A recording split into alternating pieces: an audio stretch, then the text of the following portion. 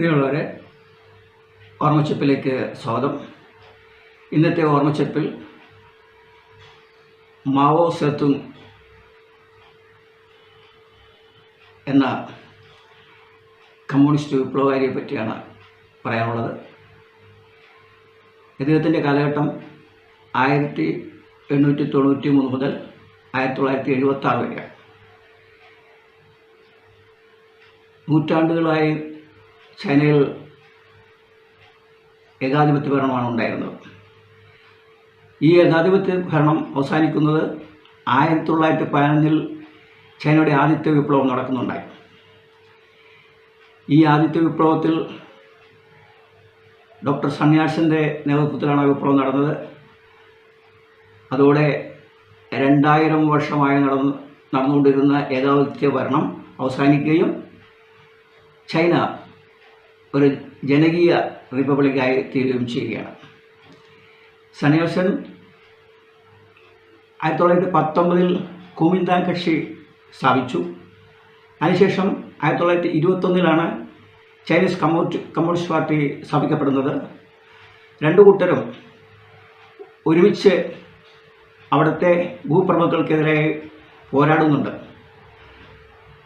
അവരുടെ സഖ്യത്തിന് ഐക്യമുന്നണി എന്നാണ് പറഞ്ഞിരുന്നത്.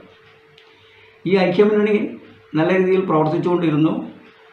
ആ സമയത്ത് 1925 സന്യാസൻ മരിക്കുന്നു.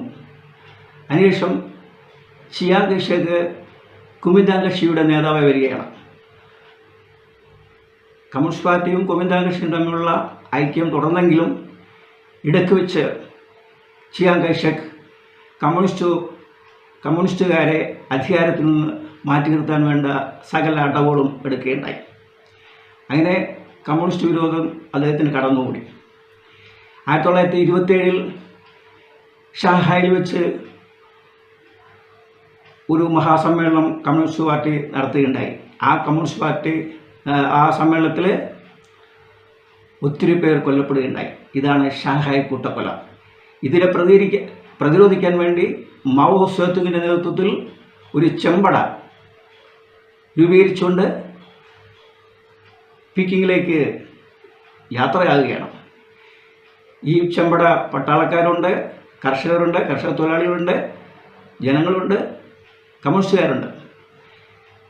പീക്കിങ്ങിൽ ചെല്ലുന്ന സമയത്ത് ചിയാങ് കൈഷേക്കും കൂട്ടരും തൈവാനിലേക്ക് നാടുകടക്കുകയാണ്. അങ്ങനെ യുദ്ധത്തിലൂടെ, ഒരു സായുധ വിപ്ലവത്തിലൂടെ ആണ് മാവോ സേതുങ് വിപ്ലവം സൃഷ്ടിച്ചത്. 1949 ഒക്ടോബർ 1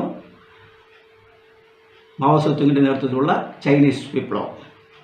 അദ്ദേഹത്തിൻ്റെ വാക്കുകളെന്ന് പറയുന്നത്, വിപ്ലവം നടത്താൻ വേണ്ടി മുന്നോട്ട് പോകുമ്പോൾ മുൻകരുതലില്ലാതെ പോയി കഴിഞ്ഞാൽ സംഭവിക്കുന്നത് കുരുടൻ, അന്ധൻ തത്തയെ പിടിക്കാൻ പോലെ എന്നാണ് പറയുന്നത്.